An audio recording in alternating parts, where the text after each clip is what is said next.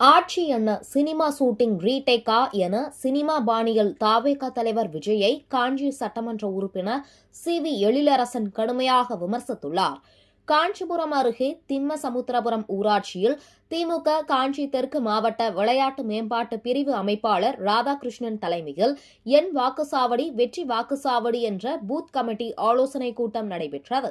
அதில் சிறப்பு அழைப்பாளர்களாக கலந்து கொண்டு திமுக மாநில கொள்கை பரப்பு செயலாளரும் காஞ்சிபுரம் சட்டமன்ற உறுப்பினருமான சி.வி. எழிலரசன் தமிழக அரசியல் நிலவரம் குறித்து பேசினார். அவர் பேசியதாவது, ஆட்சியை சினிமா ரீடேக் போல மாற்ற முடியாது என்றும் 5 ஆண்டு ஆட்சியை யாரிடம் ஒப்படைக்க வேண்டும் என்பதை மக்கள் சிந்திக்க வேண்டும் என்றும் கூறினார். மேலும் நடிகர் விஜய் தலைமையிலான அரசியல் முயற்சியையும் அதிமுக தலைவர் எடப்பாடி பழனிசாமியையும் கடுமையாக விமர்சித்த அவர், தமிழ்நாட்டின் உரிமைகளையும் மரியாதையையும் காக்க மக்கள் விழிப்புடன் இருக்க வேண்டும் என வலியுறுத்தினார்.